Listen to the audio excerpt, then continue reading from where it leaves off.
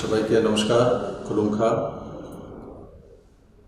বন্ধুরা, এই করোনার মহামারীর মধ্য দিয়ে আমরা তৃতীয় লকডাউনে পৌঁছেছি। আগামী 17ই মে পর্যন্ত তৃতীয় লকডাউনের সময়সীমা ভারত সরকার তয় করেছে। আমি বারবার আপনাদেরকে বলছি যে ত্রিপুরাতে যে করোনা পজিটিভের 2টি কেস আগে পাওয়া গিয়েছিল, দুটোটাই ত্রিপুরার বাইরে থেকে আসা ট্রেনের মাধ্যমে। স্থায়ীভাবে ত্রিপুরাতে করোনার প্রকোপের কোনো এই পর্যন্ত উদাহরণ নেই। তার জন্য গ্রিন জোন হয়ে গেছে, সব কিছু খুলে যাবে, সব কিছু খুলে গেছে আর করোনা চলে গেছে এমন নয় বন্ধু। আজকেও 2টি করোনা পজিটিভ কেস ত্রিপুরাতে এসছে। আমবাসা বিএসএফ ক্যাম্পে 2টি বিএসএফ জওয়ান। তার জন্য কোনোভাবে নিশ্চিন্ত হওয়ার কোনো দরকার নেই যে ত্রিপুরা থেকে করোনা চলে গেছে। আমাদেরকে বারবার একটা জায়গা সাবধান থাকতে হবে, বাইরে থেকে যারাই আসবেন আত্মীয় স্বজন পরিজন অতি উৎসাহে যাতে ত্রিপুরার বিনাশ আমরা না করি। আমি তার জন্য বলছি, যে যেখানে আছেন সুস্থ থাকুন। রাজ্যের কেন্দ্র সরকার আনা নেওয়ার জন্য যে ব্যবস্থাগুলো করছে সেগুলোকে ধীরে সুস্থে করতে দিন। নিজেও অস্থির হবেন না, অন্যকে অস্থির করবেন না। আর যদি অস্থিরতা থাকে তাহলে ত্রিপুরার মাটির লোকসান করবেন, ত্রিপুরার মাটির এই ভূমির লোকসান করবেন, মাতৃভূমির লোকসান করবেন। ত্রিপুরা সরকার কেন্দ্র এবং রাজ্য সরকারের গাইডলাইন মেনেই সবাইকে এখানে আনার ব্যবস্থা করবে। আগে নিজের জীবন, যেটা মাননীয় প্রধানমন্ত্রী বলেছে, জান হে তো জাহান, প্রথম জীবন তারপর জাহান। WHO এর যে রিপোর্ট রয়েছে আর তাতে যে বিষয় সামনে এসছে যে মে মাসের মাঝামাঝি করোনার প্রকোপ ভারতবর্ষে বাড়ার সম্ভাবনা রয়েছে। তার জন্য আমাদেরকে সাবধান নয়, অতি সাবধানে থাকতে হবে। বিশেষ করে আজকে আমি যারা বুজুর্গ রয়েছে, 60 ঊর্ধ্বের আয়ু, আর তার সঙ্গে সঙ্গে গর্ভবতী আমার মায়েরা, বোনেরা, আর 10 বছরের নিচে আয়ু যারা রয়েছেন, শিশুরা, তাদের জন্য আমাদেরকে সতর্ক থাকতে হবে। আমাদের বুজুর্গ যারা রয়েছেন ওনাদের আশীর্বাদ নিয়েই আমরা বর্তমান এবং ভবিষ্যৎকে তৈরি করি। কিন্তু আজকের দিনে আমাদের প্রত্যেকের দায়িত্ব রয়েছে, যারা 60 ঊর্ধ্বে রয়েছেন ওনারা যাতে সুস্থ থাকেন। দেখুন, আপনাদের প্রয়োজন রয়েছে, আপনাদের আশীর্বাদ ছাড়া আমরা এগিয়ে যেতে পারবো না। তাই আমার বিনম্র নিবেদন আপনাদের প্রতি, আপনারা ম্যাক্সিমাম সময়টা বাড়িতে থাকার জন্য। আমি একটা পত্র পাঠাবো সমস্ত বুজুর্গদের কাছে। আমার একটা আহ্বান রয়েছে আপনাদের প্রতি যে আপনারা সুস্থ থাকুন, ভালো থাকুন এবং পুরো পরিবারকে সেই করোনা প্রকোপ থেকে বাঁচিয়ে রাখুন। তার সঙ্গে সঙ্গে যারা ত্রিপুরার বাইরে আছেন প্রত্যেকের এখন ইচ্ছা হচ্ছে তার ছেলে মেয়ে বাড়িতে ফিরে আসো, বা মা বাবা কেউ বাইরে আছেন ওরা বাড়িতে ফিরে আসো। ত্রিপুরা সরকার কেন্দ্র সরকারের সঙ্গে এই বিষয়ে বার্তালাপ করেছে, পত্রাচার করেছে।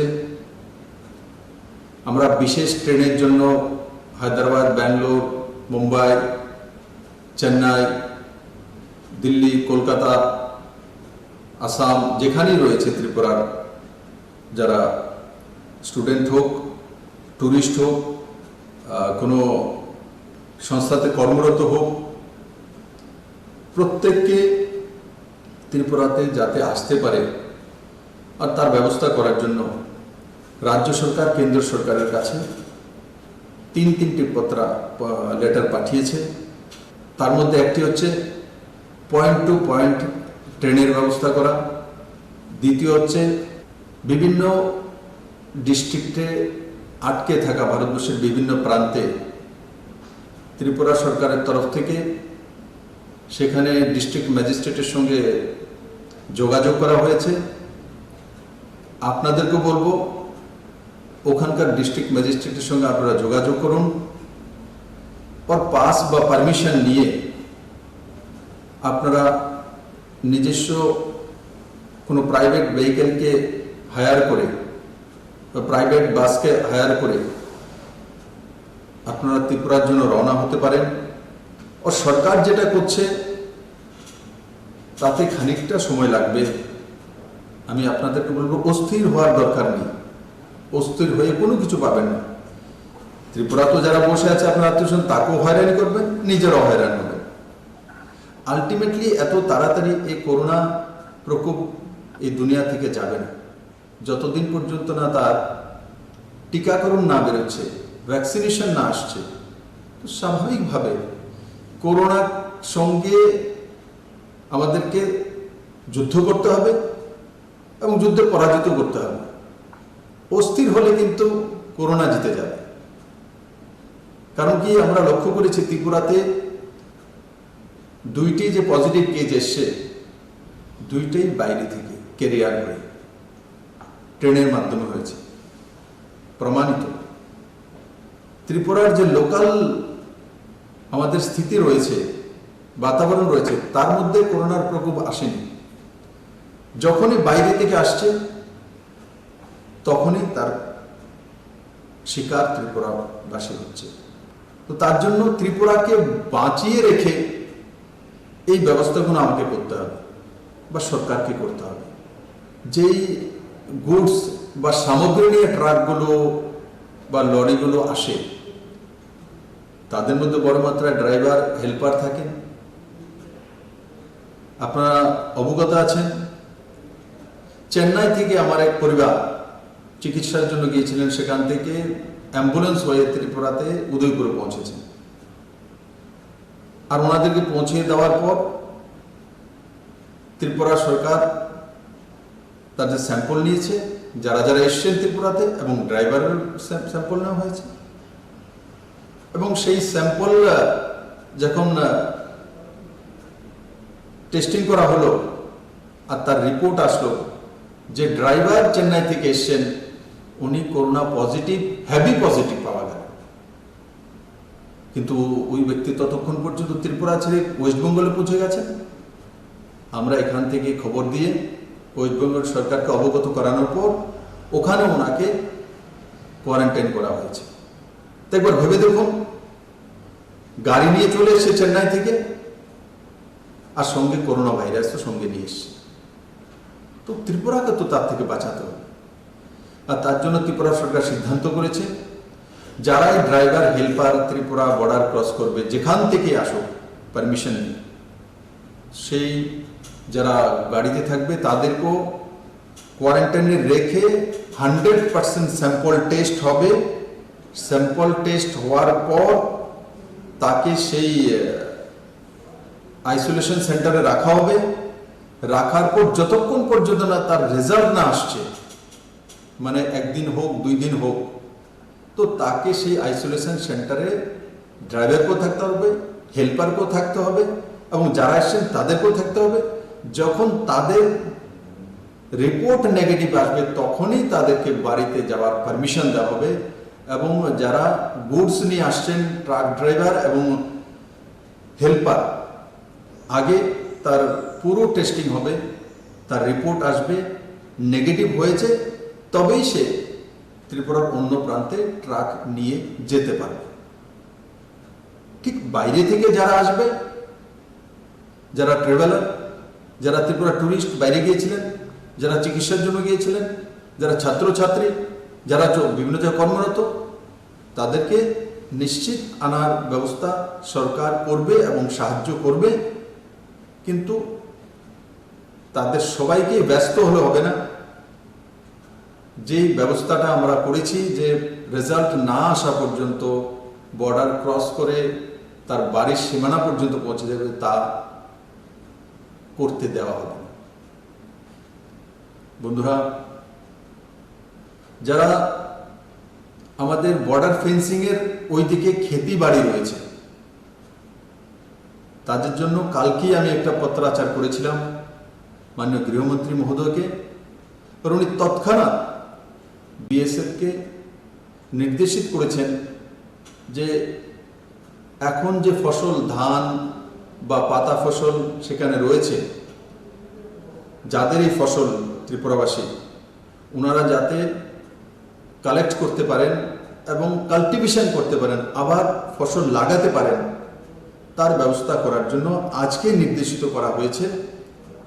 এবং তাতে 6-7 হাজার কৃষক পরিবার যারা রয়েছেন, যাদের জমিন বর্ডারের ফেন্সিংয়ের ওপারে রয়েছে, গেট খোলার পর ওদিকে যাবেন এবং নির্দিষ্ট সময়ের মধ্যে নিজের যে কৃষি কাজ সম্পন্ন করে আবার হেলথ ডিপার্টমেন্টের কর্মীরা সেই গেটে থাকবেন, বিএসএফ থাকবেন, অ্যাডমিনিস্ট্রেশনের লোকেরা থাকবেন, তাদেরকে স্ক্যানিং করে আবার এদিকে নিয়ে আসা হবে।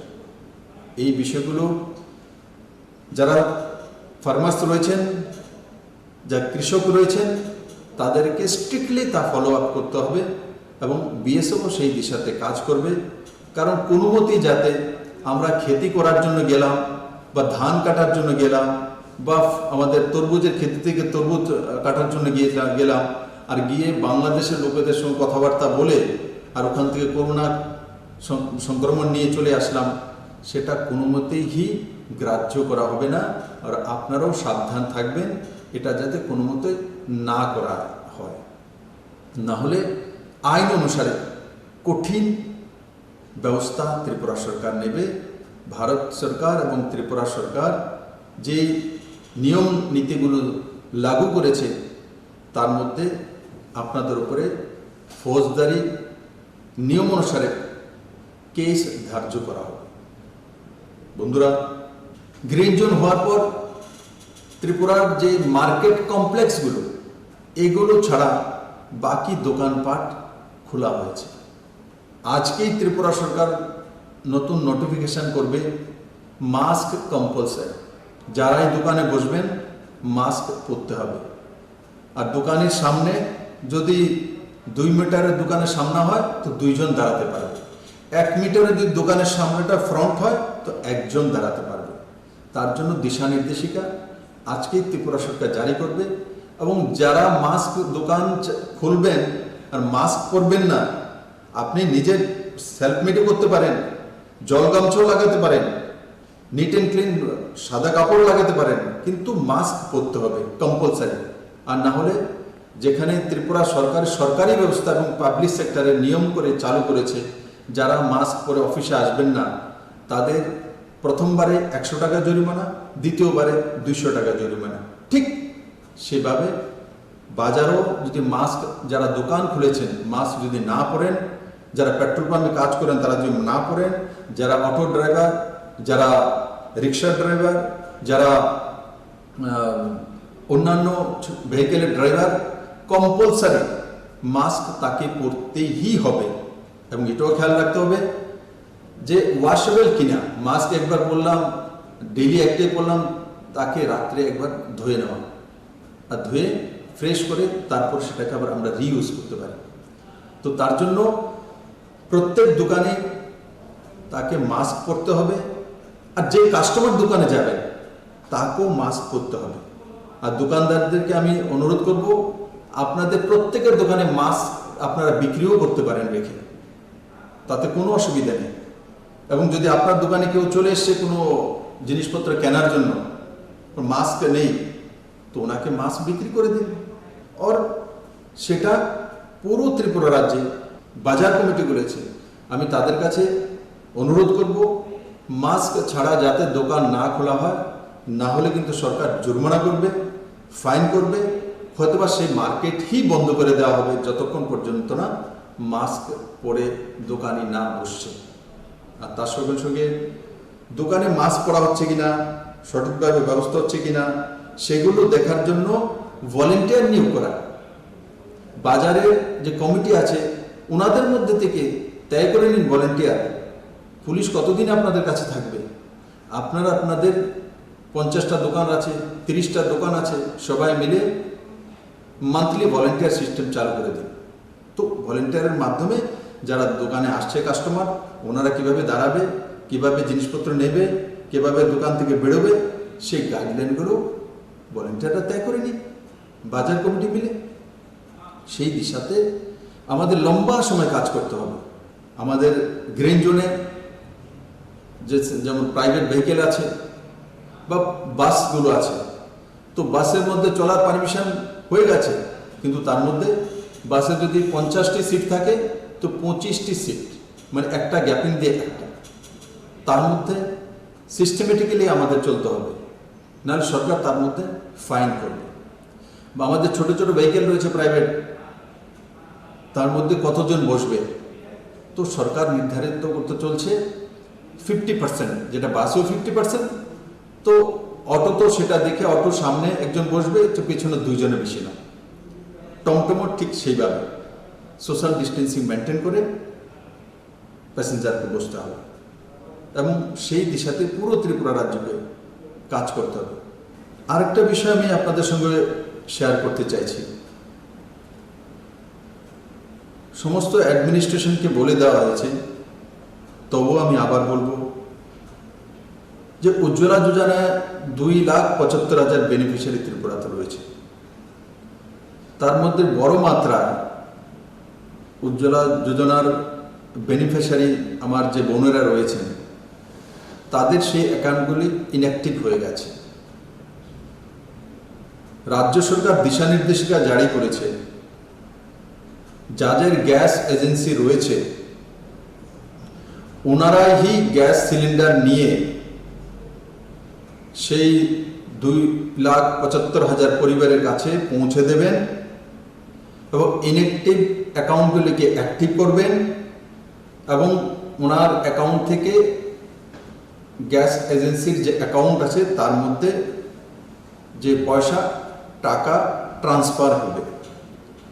এই সবগুলো কাজ গ্যাস এজেন্সিকে করতে হবে।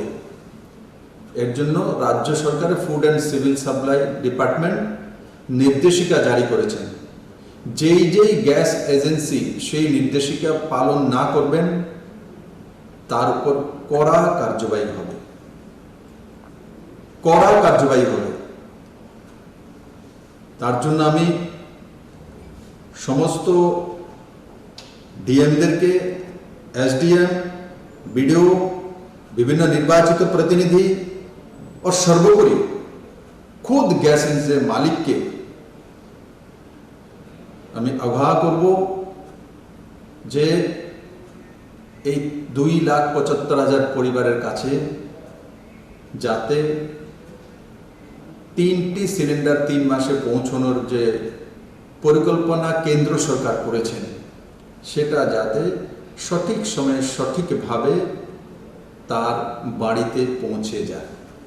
বন্ধুরা, আমাদের প্রাইমারি সেক্টরগুলো যেমন agriculture, horticulture, animal husbandry, poultry, goatery, floriculture এবং তার সঙ্গে সঙ্গে যে ছোট ইন্ডাস্ট্রিগুলো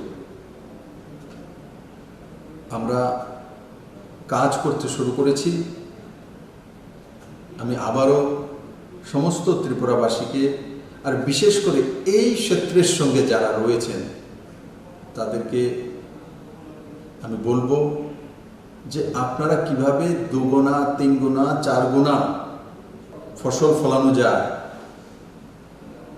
বা সেই প্রাইমারি সেক্টরগুলোর মধ্যে আমরা কাজ করছি ফিশারিতে 3 গুণা মাছ উৎপাদন করা যায়, 2 গুণা যে পোলট্রি আমরা কাজ করছি কিভাবে 2 গুণা করা যায়, সেই বিষয়ে রাজ্য সরকারের যে আধিকারিক রয়েছেন তাদের সঙ্গে আলোচনা করে তৎক্ষণাৎ সিদ্ধান্ত করে কাজ শুরু করে দিন। আপনারা হয়তো বা অবগত নেই, ত্রিপুরার যে ট্যাক্স রেভিনিউ কালেকশন এপ্রিল মাসে 200 কোটি টাকা ট্যাক্স রেভিনিউ কালেকশন হওয়া উচিত ছিল, আর এপ্রিল মাসে মাত্র হয়েছে 20 কোটি টাকা, মানে মাত্র 10%, 90% নেই। নন ট্যাক্সেবল যে ইনকাম সেটা 25 কোটি টাকা হওয়া উচিত ছিল, সেটা মাত্র হয়েছে 15 কোটি টাকা। তো আপনাদের বুঝতে অসুবিধা হচ্ছে না যে সরকারের ট্যাক্স কালেকশন কম হচ্ছে, মানে 90% ট্যাক্স রেভিনিউ কালেকশন হচ্ছে না। আর নন ট্যাক্সেবল যে সেক্টর রয়েছে সেখানেও মাত্র 50% কালেকশন হচ্ছে, 50% কালেকশন হচ্ছে না। তার জন্য আমাদের সবার দায়িত্ব, প্রত্যেকের দায়িত্ব যে ত্রিপুরার যে রেভিনিউ কালেকশন যাতে বেশি হয়, ইনকাম সোর্স যাতে বাড়ে, আর তার জন্য প্রাইমারি সেক্টরগুলোর মধ্যে সবাই ঝাঁপিয়ে পড়ে। বন্ধুরা, চীন থেকে অনেক কোম্পানি এখন পুরো দুনিয়াতে চলে যাচ্ছে, আর সম্ভাবনা রয়েছে ভারতবর্ষই সবচেয়ে বেশি আসা। তো ভারতবর্ষে যদি আসতে হয় তো আমাদেরকে সেই জমিন তৈরি করতে হবে। আমি আশা করি আমার ত্রিপুরাবাসী সবার আগে সেই জমিন তৈরি করবে। মাননীয় প্রধানমন্ত্রীজি দেশকে সম্বোধন করার সময় আরেকটা বিষয় বলেছে যে নিজেকে স্বনির্ভর করা, এই একটা সুযোগ এসছে। আমি আগেও বলেছি, রাবার যে আমাদের সবচেয়ে বড় যে এক্সপোর্টের বিষয় রয়েছে সেটা এখন বাইরে যাচ্ছে না, তাহলে কোথা থেকে আমরা ইনকাম করব?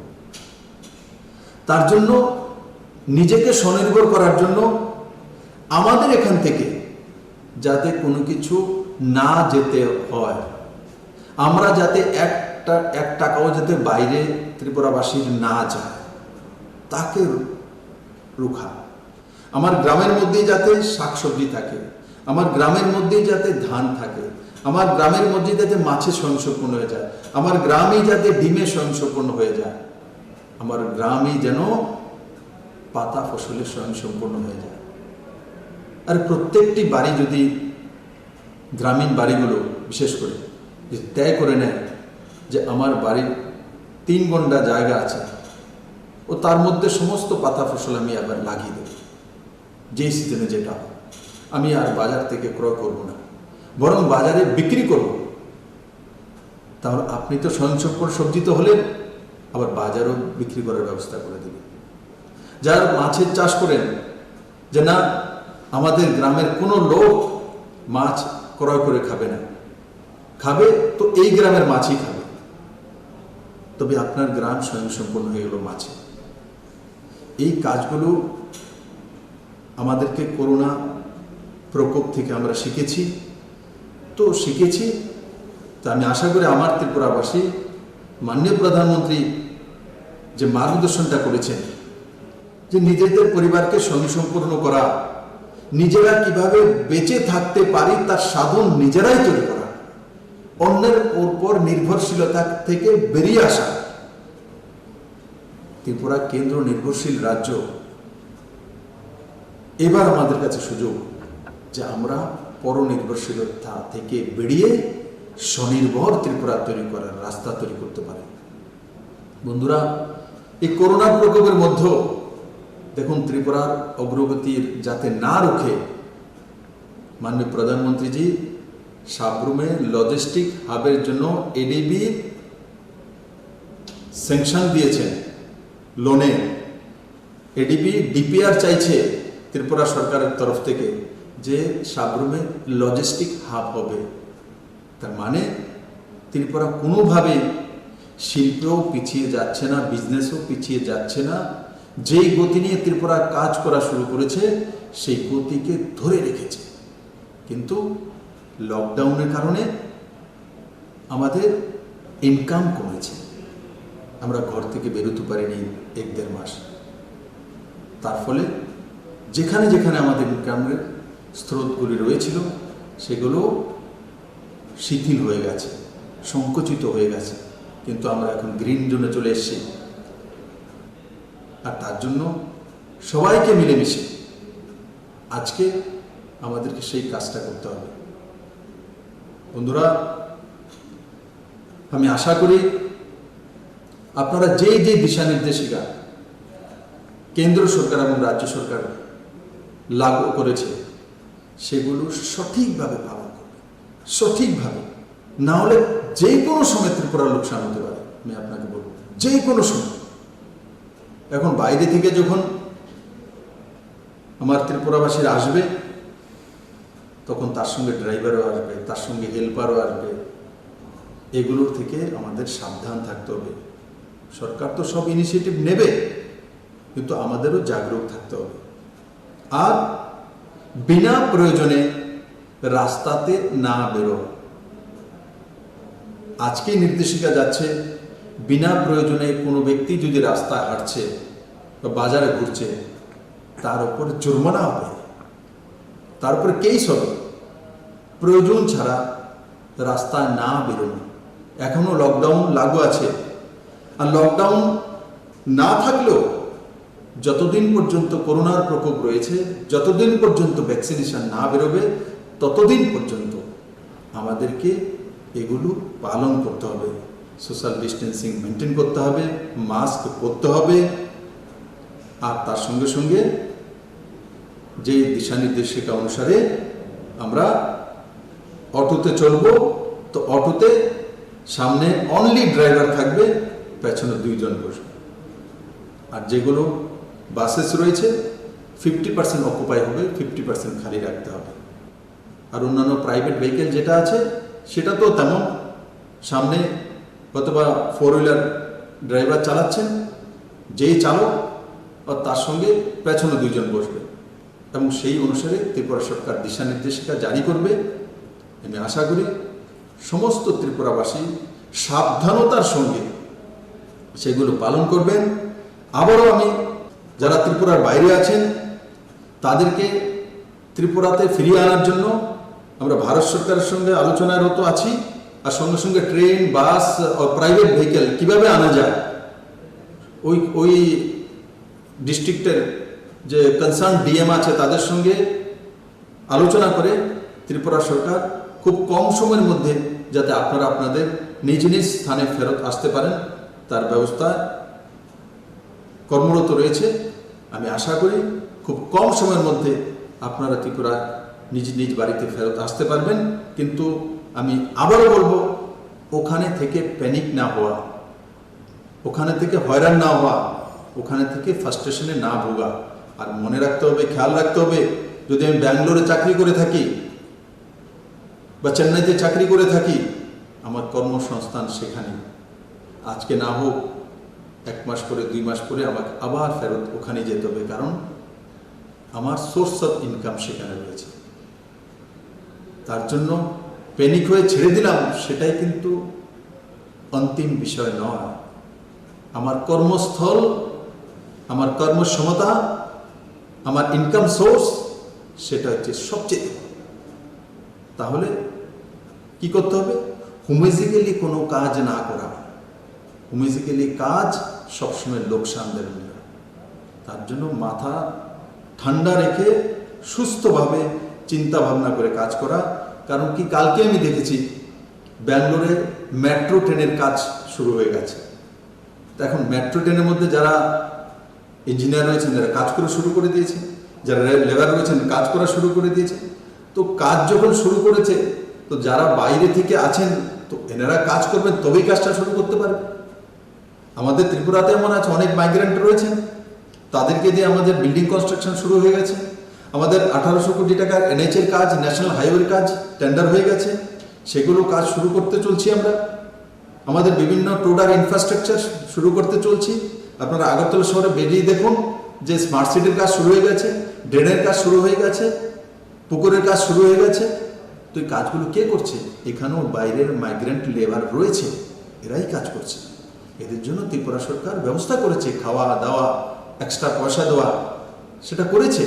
ঠিক আমাদের যারা বাইরে রয়েছেন তাদের জন্য ওইসব রাজ্য সরকার করছে, বা কোনো কোনো রাজ্য সরকার করতে গিয়ে কিছু কিছু ঝামেলা হচ্ছে কারণ মহারাষ্ট্র, মুম্বাই বড় সিটি, বড় মাত্রা বাইরের লোক আছে, লাখো লোক রয়েছে, কোটি কোটি লোক রয়েছে ব্যাঙ্গালোরে, হায়দ্রাবাদে, চেন্নাইতে, দিল্লিতে, কলকাতাতে। তো স্বাভাবিকভাবে ভলিউম যখন বেশি হয় তখন তাকে ব্যবস্থা আনতে সময় লাগে। তার জন্য একটাই রাস্তা, ধৈর্য ধরতে হবে। করোনাকে পরাজিত করে আমাদেরকে এগিয়ে যেতে হবে, আর ভ্যাকসিনেশনের অপেক্ষায় থাকতে হবে। আমি আশা করি কম সময়ের মধ্যে WHO বা অন্যান্য দেশের যে হেলথ ব্যবস্থা রয়েছে বা সায়েন্টিস্ট রয়েছে, ওরা সক্ষম হবেন এই ভ্যাকসিনেশন বের করার জন্য। আমাদেরকে একটাই রাস্তা ধরে রাখতে হবে, সেটা হচ্ছে সোশ্যাল ডিস্টেন্সিং, মাস্ক ও সরকারের বিধিনিষেধ, ও বিনা প্রয়োজনে বাড়ি থেকে না বেরোয়া, বিনা প্রয়োজনে বাড়ি থেকে না বেরোয়া। হাওয়া পানি নেওয়ার জন্য বেরিয়ে আসলাম ঘোরার জন্য, তাহলে কিন্তু জরিমানা হবে, ফাইন হবে। সরকার সেই বিষয়ে দিশা নির্দেশনা জারি করছে। আমি আশা করি আমার সমস্ত ত্রিপুরাবাসী যেই যেই দিশা নির্দেশিকা কেন্দ্র সরকার দিয়েছে, মাননীয় প্রধানমন্ত্রী দিয়েছে, আপনারা সেগুলো পালন করবেন। আর তার সঙ্গে সঙ্গে পঞ্চায়েত সেক্রেটারিকে আমরা নির্দেশিত করেছি যে যেই যেই বেনিফিশিয়ারি স্কিমগুলি আমরা লাগু করেছি সঠিকভাবে পৌঁছে গিয়েছে কিনা। ডিএমের কাছ থেকে রিপোর্ট এসছে, কিন্তু আমি কালকেই চিফ সেক্রেটারিকে নির্দেশিত করেছি যে সমস্ত পঞ্চায়েত সেক্রেটারিদের অনলাইন আমাদের একটা গ্রুপ রয়েছে, ভারতবর্ষের কোনো রাজ্যে নেই, একমাত্র ত্রিপুরা রাজ্যে রয়েছে। তার জন্য পঞ্চায়েত সেক্রেটারিদেরকে দায়িত্ব দেওয়া হয়েছে আগামী 3-4 দিনের মধ্যে যেই 16টা স্কিম থেকে আমরা বিভিন্ন বেনিফিশিয়ারি স্কিমের ক্যাশ ট্রানজ্যাকশন হোক, আর ফ্রি চাউলের ব্যবস্থা হোক, রেশনিংয়ের ব্যবস্থা হোক, সেগুলো যে গিয়েছে সঠিক গিয়েছে কিনা, কে কে পায়নি, কে কে পেয়েছে, সমস্ত ডেটা অনলাইনে মেইল করে ত্রিপুরা সরকারের কাছে সেন্ট্রালাইজ পৌঁছে দেওয়ার জন্য নির্দেশিত করা হয়েছে। আর বিভিন্ন জায়গাতে যে জলের কিছু সমস্যা রয়েছে তারও আমরা রিপোর্ট তলব করেছি। আর এই 1.5-2 মাসের মধ্যে অনেক টিউবওয়েল, ডিপ টিউবওয়েল এগুলোকে আমরা রিপেয়ার করেছি, এবং কিছু বাকি রয়েছে সেগুলোও রিপেয়ার করে যাতে শুদ্ধ পানীয় জল প্রত্যেক গ্রামে, প্রত্যেক গ্রামবাসীর কাছে পৌঁছে যেতে পারে, সেই দিশাতেও রাজ্য সরকার কাজ করছে। দেশে ক্রাইসিস চলছে, দুনিয়াতে ক্রাইসিস চলছে, ডিজাস্টার চলছে। যখন ক্রাইসিস হয়, যখন ডিজাস্টার হয়, তো সব কিছু সঠিক হয় না, তবেই তো তার নাম ক্রাইসিস। যখন ক্রাইসিসে আমরা মেনে নিয়েছি, ক্রাইসিসই বলছি, তাহলে আশাও না করা যে 100% সব কিছু সঠিক হবে। আমি আশা করি আমার সমস্ত ত্রিপুরাবাসী সে বিষয়ে অবগত আছেন। আর আপনারা যেভাবে মাননীয় প্রধানমন্ত্রীদের সাথ দিয়েছেন এবং একে অপরকে সাহায্য করেছেন, আগামী দিনগুলোতেও আপনারা ঠিক সেভাবে কাজ করবেন, ত্রিপুরাকে এগিয়ে নিয়ে যাবেন। আর সঙ্গে সঙ্গে নিজের ঘরের বুজুর্গদের খেয়াল রাখা, ওনারা যাতে সুস্থ থাকেন, যারা 10 বছরের নিচে শিশু রয়েছেন, যারা গর্ভবতী আমার বোনেরা রয়েছেন, তাদের প্রতি সবচেয়ে বেশি দৃষ্টি দেওয়া, এবং সবাইকে নিয়ে আমরা এই করোনাকে পরাজিত করে এগিয়ে যাব, এটাই আপনাদের প্রতি আমার বিনম্র নিবেদন থাকবে। সবাইকে অনেক অনেক ধন্যবাদ। জয় হিন্দ।